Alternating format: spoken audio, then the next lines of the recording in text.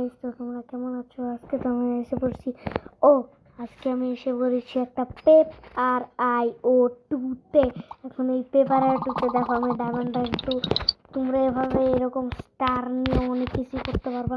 এই ব্রঞ্জ 1 থেকে এইভাবে আমার মতো এই স্টার নিয়ে প্লাটিনাম র্যাঙ্ক পার কইরা ডায়মন্ড এলাইটা যেতে চলতেছি ব্রো। এখন আমি এইদিকে যাই, এখান থেকে বেরো বেড়ে গেছিলাম প্রায়। ওয়েট, আমি দেখো আমি এখন আজকাল নিনজার মতো ফাইট করা শিখে গেছি। আমি এমন ফাইট করছি যে তোমাদেরকে না দেখা সহ্য রইল না।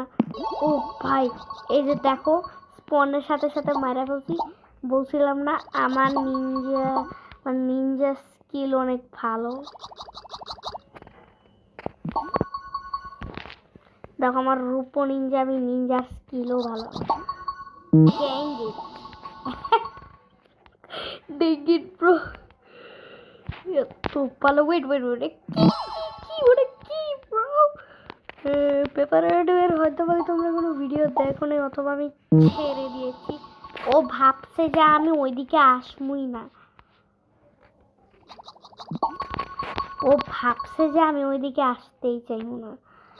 তারপরে ও গিয়া আমার হাতে মোড়া খাইছে।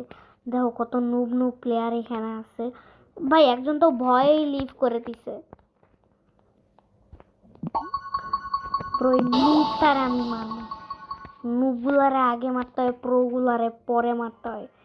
ব্রো এগুলো অনেক রিয়েলি অনেক হার্ড প্লেয়ার। দেখো আমি বলছিলাম আমি নিনজার মতো ফাইট করি। দেখো এত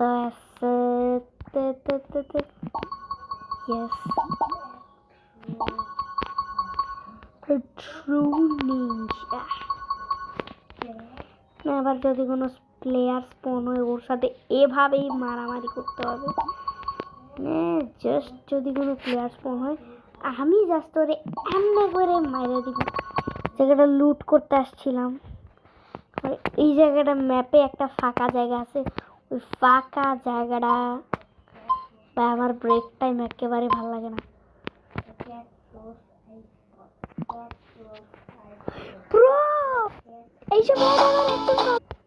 গাইস আমি মাত্র একজনের মারলাম, এই অ্যাডার জ্বালায় পজ করে দিছিলাম।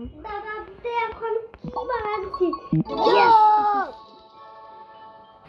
এই শুদ্ধ ইয়া করতেছে।